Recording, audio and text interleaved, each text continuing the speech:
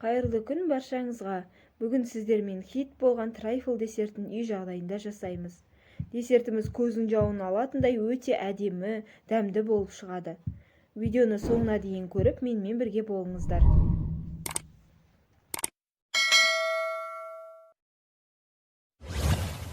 Бірінші трайфлдың бисквитін дайындаймыз. Қажет заттарды алдын ала өлшеп дайындап алдым. Құрамына қосылатын заттардың мөлшері видеоның астында описанияда жазылған. Ұнымызға қамыр қопсытқышты какаоны салып, бір келкі болғанша араластырып аламыз. Құрғақ ыдыс салып, жұмыртқаны, тұзды саламыз. Қантты біртіндеп сала отырып, миксермен араластырамыз. Миксерді бастапқы кезде төменгі жылдамдықпен араластырамыз, кейін ең жоғары жылдамдыққа дейін көтереміз. Массамыз 2 есе ұлғаюы қажет.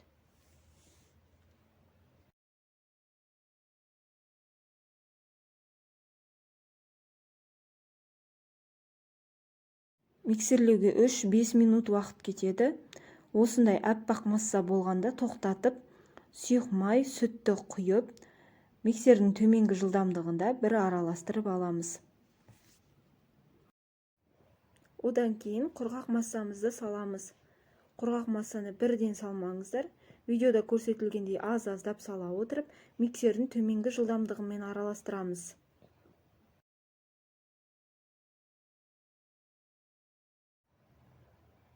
Массамыз біркелкі болған кезде суымызды құйып, тағы да бір араластырып аламыз. Листімізге пергамент төсеп, үстіне дайын массамызды құямыз.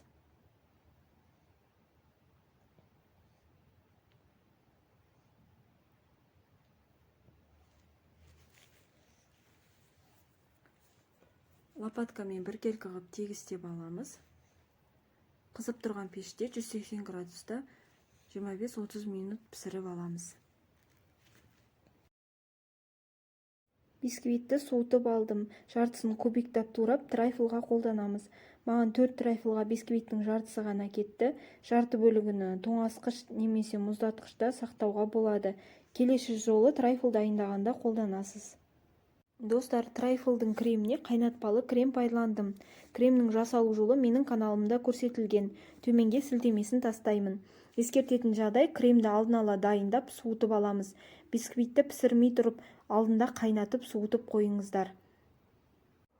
Трайфлымызды жасауға кірісеміз. Бірінші бокалымыздың астына крем жүргіземіз. Туралған құлпынайды салып шығамыз. Сақтап туралған бананымызды салып шығамыз. Үстінен бисквитті қолмен осылай үгіте отырып саламыз.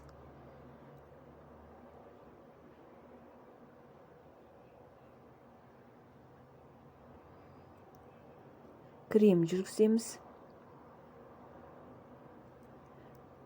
Құлпынайды 2-ге бөліп, видеода көрсетілгендей, бокалдың шет-шетіне осылай қойып шығамыз. Бұл сыртынан қарағанда өте әдемі болып көрінеді. Қайтадан бисквитімізді саламыз.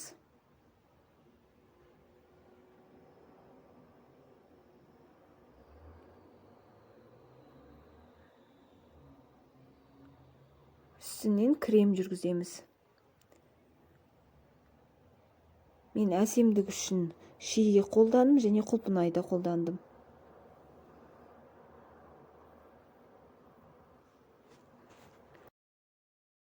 Достар, біздің трайфлымыз дайын болды. Менде 4 штук трайфл шықты.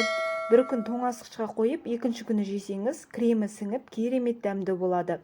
Видео ұнаса лайк басып, маған тіркелуді ұмытпаңыз. Менімен бірге болғандарыңызға рахмет.